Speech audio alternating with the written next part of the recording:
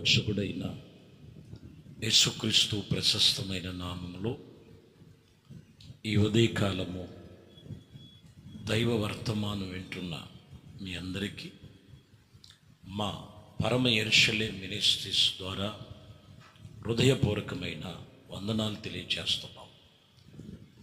దేవుని పరిశుద్ధ గ్రంథములో ఆదికాండం 42-36 వచనాలు చదువుతున్నారు.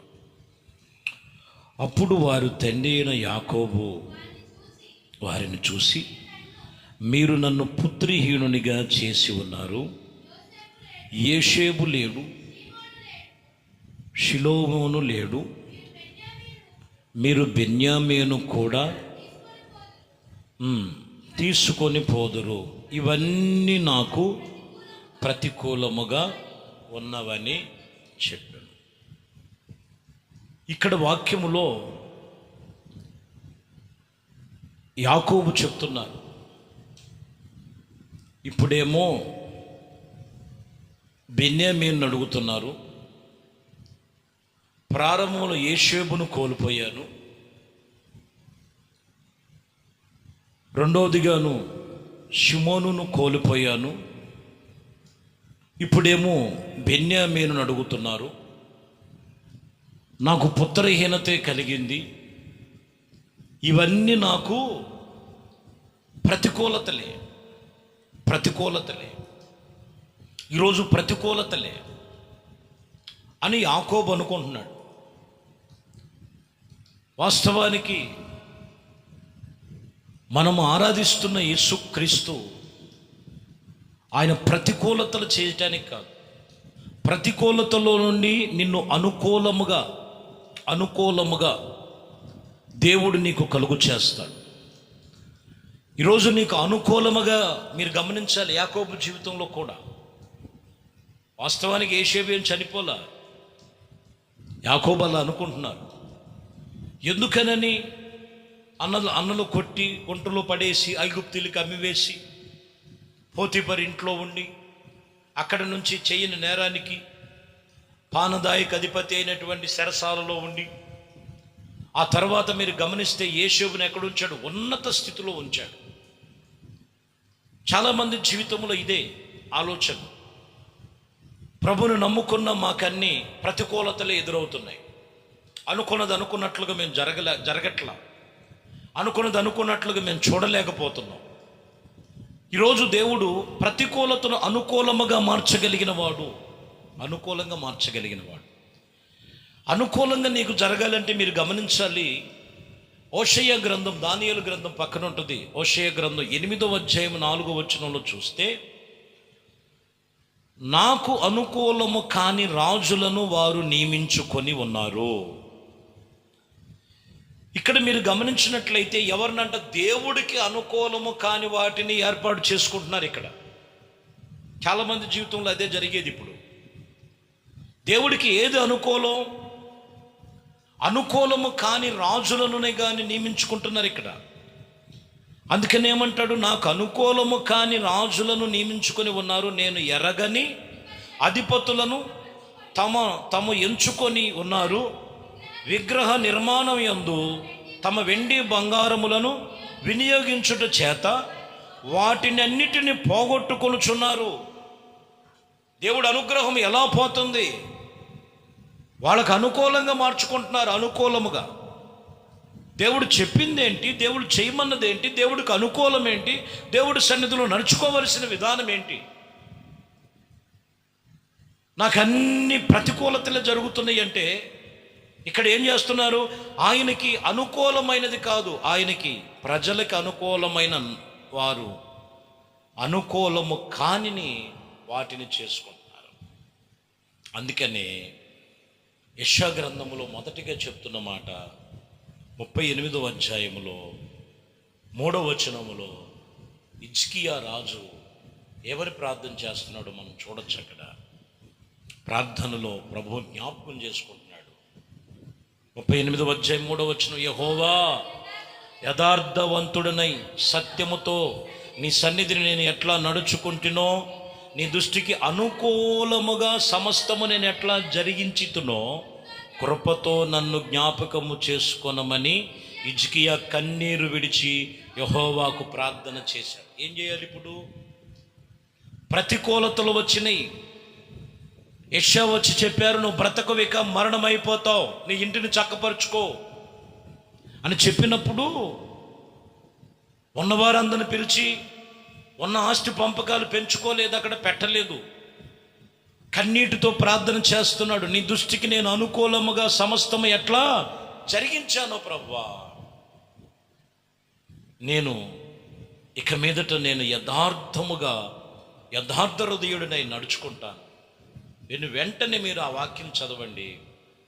వెంటనే మరణమైపోతావు అనే ప్రవర్తే వచ్చి తిరిగి దేవుడు పంపించి ఏమని చెప్తున్నాడు? ఇంకనూ దేవుడు నీకు ఆయుష్కాలాన్ని పొడిగించాడు. అప్పటి వరకు ఆరోగ్యం లేదు, అనారోగ్య సమస్య, ఈయన అనుకూలంగా లేడు, ప్రతికూలతలు ఉన్నాయి. ఈరోజు ప్రతికూలతలో నుంచి అనుకూలముగా మార్చుకోవాలంటే దేవునికి అనుకూలముగా నీవు ఆయన ఎదుట కన్నీరు విడిచి ప్రార్థన చేయగలిగితే నీకు స్వస్థత శీఘ్రంగా కలుగుద్ది, సంపూర్ణ స్వస్థత కలుగుద్ది. అందుకని హిజ్కియా ప్రార్థన చేశాడు, అనుకూలముగా నేను ప్రవర్తిస్తాను ప్రభువా. సేవకులను దూషించవచ్చు, సంఘాలను దూషించవచ్చు, ప్రభువుని దూషించవచ్చు. వాక్యం వింటున్న సహోదరా, ఏ స్థితిలో దేవునికి విరోధం చేశావో పశ్చాత్తాపడు, కన్నీరు ప్రార్థన చేయి. దేవుడికి అనుకూలంగా నీ హృదయాన్ని ఖచ్చితంగా నువ్వు కోల్పోయినదంతా తిరిగి మరలా దేవుడు నీకు ఆ ప్రతికూలతలు కొట్టివేసి నిన్ను అనుకూలంగా మారుస్తాడు ఆయన. ఇంకొక మాట చదువుదాం. దీన వృద్ధాంతముల గ్రంథం 2వ అధ్యాయం 15వ వచనం, 15వ అధ్యాయం 14వ వచనం చదువుదాం. 2వ దీన వృద్ధాంతముల గ్రంథం 15వ అధ్యాయం 14వ వచనం. సెకండ్, ఇక్కడ మనం గమనిస్తే, వారు ఎలిగెత్తి బొబ్బరిల్లుచు మేళములతోనూ బోరనాదములతోనూ బేరధ్వలములతోనూ యెహోవా సన్నిధిని ప్రమాణము చేసిరి. ఏమని ప్రమాణం చేస్తున్నారు? ఇక్కడ 15లో చూడొచ్చు. ఇలాగ ప్రమాణము చేయబడగా యోధా వారందరూ సంతోషించి వారి పూర్ణ హృదయముతో ప్రమాణము చేసి పూర్ణ మనస్సుతో ఆయన వెతికి ఉండిరి. కనుక యెహోవా వారికి ప్రత్యక్షమై చుట్టూనున్న దేశస్థులో యుద్ధము లేకుండా వారు నెమ్మది కలుగు చేశాను. హల్లెలూయా. ఎప్పుడు నెమ్మది కలిగిందంట? వీళ్ళు ప్రమాణం చేస్తున్నారు, ప్రభువా పూర్ణ మనసుతో పూర్ణ హృదయముతో నీ దృష్టిలో మేము అనుకూలముగా ఎక్కడ మేము ఏ విషయంలో తప్పిపోయామో ఇది మొదలుకొని పూర్ణ మనసుతో మేము ప్రమాణం చేస్తున్నామయ్యా. ఈ ప్రమాణము ఏమని చేస్తున్నారు మీరు గమనించాలి. మేము మనస్సుపూర్వకంగా ఆయన్ని వెతకటములో, ఆయన ఆరాధించటంలో, ఆయన స్తుతించటంలో, ఆయన ప్రార్థించటంలో, ఇంకా చెప్పాలంటే మన భాషలో ఆయన సన్నిధికి వెళ్ళటంలో నేను ఎక్కడ వెనకంచి వేయను. చాలామందికి దేవుడు ఆశీర్వాదాలు కావాలి, దేవుడు దీవెనలు కావాలి, కానీ మీరు గమనించాలి, దేవుడితో మాత్రం గడిపే సమయం వాళ్ళకొద్దు. 6 దినాలు పనిచేసి 7వ దినము దేవుని సన్నిధిలో ఉండేటువంటి దేవునికి అనుకూలమైనటువంటి దినమది, పరిశుద్ధ దినము. ఆ పరిశుద్ధ దినములో నీవు నీ కుటుంబముతో కలిసి ఆయన ఆరాధించేటువంటి అనుకూలముగా నువ్వు ప్రమాణము చేసుకొని ప్రమాణపూర్వకంగా ప్రభుత్వ నిబంధన చేసుకునే అనుభవాలు ఎంతమందిలో ఉన్నాయి ఈరోజు? చాలా జాగ్రత్తగా గమనించాలి ప్రియులారా. అది కావాలి. దేవుడికి అనుకూలమైంది ఏంటో తెలుసా?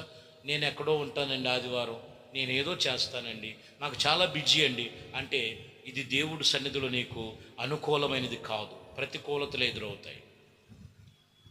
ఎన్ని పనులున్నా, ఎన్ని పరిస్థితులు ఉన్నా, ఎన్ని వ్యతిరేకతలు ప్రతికూలతలు వచ్చినా ఆయన సన్నిధికి వెళ్ళటం మానద్దు. ఆయనతో నువ్వు నిబంధన చేసుకున్నది విడిచిపెట్టద్దు. ఆయనతో తీర్మానం చేసుకున్నది ఏది కూడా మర్చిపోవద్దు. ఇది దేవునికి అనుకూలం. అప్పుడు నీ సరిహద్దుల్లో ఏం కలుగు చేస్తాడంట? నెమ్మది కలుగు చేస్తాడు. దేశస్థుల్లో సరిహద్దులు యుద్ధములేమి, పోరాటాలేమి, గొడవలేమి, అల్లర్లేమి, కుటుంబాల్లో అలజడులేమి ఉండవో. నీ కుటుంబం అంతా దేవుని సన్నిధిలో నిబంధన చేసుకో. ఇది దేవుడు నీకు అనుకూలమైన, ప్రతిష్ఠించబడిన, ప్రమాణపూర్వకంగా తీసుకోవలసిన నిర్ణయం. మరో మాటలో చూస్తే రాజుల మొదటి గ్రంథములో 8వ అధ్యాయము 23వ వచనం చదువుతున్నాం. రాజుల మొదటి గ్రంథం 8వ అధ్యాయం 23వ వచనం. యెహోవా ఇశ్రాయేలు దేవా, పైనున్న ఆకాశమందు కింద భూమి అందైనను నీ వంటి దేవుడు ఒక్కడైనను లేడు. పూర్ణ మనస్సుతో నీ దృష్టికి అనుకూలముగా నడుచు నీ దాసుల విషయమై నీవు నిబంధన నెరవేర్చి కనికరము చూపెదవు ఉన్నవాడై ఉన్నావు. చూడండి, నిబంధన నెరవేర్చాలంటే ఏం కలిగి, పూర్ణ మనస్సుతో నీ దృష్టికి అనుకూలంగా నడుచుకుంటాను. ఈ వాక్యములు అది ముఖ్యమైన మాట. పూర్ణమైన మనస్సుతో నేను నీ దృష్టికి అనుకూలంగా నడుచుకుంటాను. అనుకూలంగా, దేవుడికి కొంతమంది అనుకూలంగా నడుచుకో, వీళ్ళకి ఏదైతే అనుకూలం అలా నడుస్తారు. పూర్ణ మనస్సుతో దేవునికి అనుకూలంగా నడిచినట్లయితే నీ ఎదుట ఆయన కనికరపడి నీవు నిబంధనను నెరవేరుస్తావు. కాబట్టి ప్రియులారా, దేవుని యొక్క నిబంధన నీకు నెరవేర్పు అనుకూలతలోనికి రావాలంటే, ప్రతికూలతలు తొలగిపోవాలంటే నువ్వు దేవుడికి అనుకూలంగా నడవాలి. చెప్పకూడదు కానీ కొన్ని విషయాలు చెప్పాలి. బాప్టిజం తీసుకునేటప్పుడు ప్రభు దగ్గర ప్రమాణం చేస్తాను, యేసుక్రీస్తుని సొంత రక్షకుడిగా అంగీకరించాను, మారు మనస్సు పొందాను, ఎవరు నన్ను బలవంతం చేయలా, దేవుడే నాకు చూపించాడు, ప్రభు వాక్యమును బట్టి మాట్లాడాడు, ప్రభుకి నేను లోబడాలి, నేను బాప్టిజం పొందాలి. మొదటి నిబంధన అది. అక్కడి నుంచి చూడాలి, కొంతమంది దేవునికి అనుకూలంగా నడిచారంటే కొన్ని రోజులు నడుస్తారు. ప్రభు దగ్గరికి వచ్చి బల్లారాధన చేస్తూ బల్లారాధన తీసుకొని యేసు రక్తములు పాలిభాగస్తులవుతూ తిరిగి మరలా తాగుడనే వ్యసనంకి వెళ్ళొచ్చా? జోజమనే బానిసలోనికి వెళ్ళొచ్చా? అక్రమాలు చేసేటువంటి తలంపులు ఉండొచ్చా? ఇలాగా దేవుని పిల్లలు అని చెప్పుకొనుచు దేవుని దగ్గరికి వచ్చి వాళ్ళకు అనుకూలంగా మార్చుకుంటున్నారు. వాళ్ళకు అనుకూలంగా మార్చుకోవటం వలన ఏమవుతుందంటే ప్రతికూలతలే ఎదురవుతాయి. అనుకూలంగా నీ జీవితంలో నెరవేర్పు జరగదు. మారాల్సింది ఎవరో కాదు, ఆ వ్యక్తే మారాలి, ఆ వ్యక్తే మార్పు చెందాలి. అప్పుడే వాక్యం చెప్తున్న మాట ఇది, దేవుని యొక్క నిబంధన నెరవేర్పు వారి జీవితంలో జరుగుతుంది. వాస్తవానికి మూలవాక్యములో దేవుడు యాకోబుతో వాగ్దానం చేశాడు. అది నెరవేర్పు ఎలా జరిగిందంట, కొన్ని శోధన గుండా ఆయన ఫ్యామిలీలో నుండి తీసుకొచ్చి యేషేము ద్వారా దేవుడి యొక్క నెరవేర్పు, అక్కడ నిబంధన నెరవేర్పు జరిగింది. అంటే యాకోబుకి వాస్తవానికి ప్రతికూలతలు అనుకుంటున్నాడు, కానీ దేవుడు ఆయనకి అనుకూలముగానే చేసుకుంటూ వచ్చాడు. నీ జీవితంలో కూడా నీ మీద ఒక ప్రణాళిక ఉంది. ఆ ప్రణాళిక నీ మీద నెరవేర్పు జరగాలంటే వాక్యం చెప్తున్న మాట, నువ్వు దేవునికి అనుకూలంగా నడుచు. ఒక మాట మనం చదువుదాం. ఈ వాక్యంలో 93వ కీర్తనలో 5వ వచనంలో చదువుతున్నాం. నీ శాసనములు ఎన్నటెన్నటికీ తప్పిపోవు, ఎన్నటెన్నటికి యెహోవా, ఎన్నటెన్నటికి పరిశుద్ధతయే నీ మందిరమునకు అనుకూలం. చెప్పండి, ఏదంటే పరిశుద్ధతయే దేవుని మందిరానికి అనుకూలం. అర్థమైందండి? ఆయన శాసనములు ఎన్నటికీ తప్పిపోవు. ఎన్నటెన్నటికి దేవుడి మందిరంలో ఏముండాలంట? ఏది అనుకూలం? పరిశుద్ధత. ఈ వాక్యములో ఒకటి మీరు గమనించాలి ప్రియమైన దేవుని బిడ్డలారా. యథార్థంగా నడుచుకుంటానన్నప్పుడు స్వస్థత దేవుడు అనుకూలపరిచాడు. రెండవది, దేవుని సన్నిధిలో ప్రమాణం చేశారు, పూర్ణ హృదయంతో చేశారు, వారి సరిహద్దుల్లో నెమ్మది వాళ్ళకి అనుకూలపరిచాడు దేవుడు. మూడోది, మీరు గమనించినట్లయితే ఇక్కడ మనం చూసినటువంటి మాటలో ఆయన నిబంధన అనుకూలంగా చెప్పినటువంటి రీతిగా యథార్థముగా నడుచుకొని దేవుని దృష్టిలో పూర్ణ మనసుతో ఉన్నారు. కాబట్టి వాక్యం చెప్తున్న మాట, వాళ్ళలో నెరవేర్పు జరిగింది. 4వ విషయములు చెప్పిన మాట, దేవుని మందిరానికి పరిశుద్ధతయే అనుకూలమైనది. అది చిన్న మందిరమైన, పెద్ద మందిరమైన, పూరిపాకైనా, దైవ సన్నిధిలో ఎవరు 2-3 నా నామములో కూడి ఉంటారో వారి మధ్యలో నేను ఉన్నానని చెప్తున్నాడు. ఆ సంఘానికి, ఆ సహవాసానికి, దేవుని మందిరానికి ఏది అనుకూలమంట? పరిశుద్ధతయే దేవునికి అనుకూలమైనది. కాబట్టి ఆ అనుకూలమైనటువంటి దేవునితో నువ్వు దేవుని అనుకువతో, మెలకువతో, పరిశుద్ధతలో కాపాడుకో. దేవుడు నీ ప్రతికూలతలన్నీ కొట్టివేసి నిన్ను అన్ని విషయములో అనుకూలపరిచి ఆయన కృపలో నేను స్థిరపరచును గాక. ప్రార్థన. పరిశుద్ధుడా, ప్రేమ కలిగిన తండ్రి, దయగలిగిన మా ప్రభువా, మీ శ్రేష్టమైనది పరిశుద్ధ నామమును బట్టి మీకు వందనాలు, స్తోత్రాలు. ఇదిగో ఈ ఉదయ కాలమునైనా అయ్యా, మరి మీ బిడ్డలు ప్రార్థన చేస్తున్నారు. ఏది వారి జీవితంలో అన్ని ప్రతికూలతలుగా ఉన్నాయో, అన్ని ఆటంకములుగా ఉన్నాయో, అన్ని వ్యతిరేకలుగా ఉన్నాయో, అన్ని విరోధములుగా ఉన్నాయో, వాటినన్నిటి నుంచి కొట్టివేసి మీరు అనుకూలపరచండి. మీ దృష్టి అనుకూలంగా నడుచుకునేటట్లుగా ప్రవర్తనలో, నడవడిలో, ప్రమాణములో, నిబంధనలో, సంఘ సహవాసము యొక్క పరిశుద్ధతలో మీకు అనుకూలముగా నడిచేటువంటి భాగ్యం ప్రతి ఒక్కరికి దయచేయండి. ఘనత, మహిమ, ప్రభావాలు మీకే పొందుకుని యేసు క్రీస్తు నామములో ప్రార్థించి వేడుకొనుచున్నాము తండ్రి, ఆమేన్. ప్రభు మిమ్మల్ని దీవించి ఆశీర్వదించునుగాక.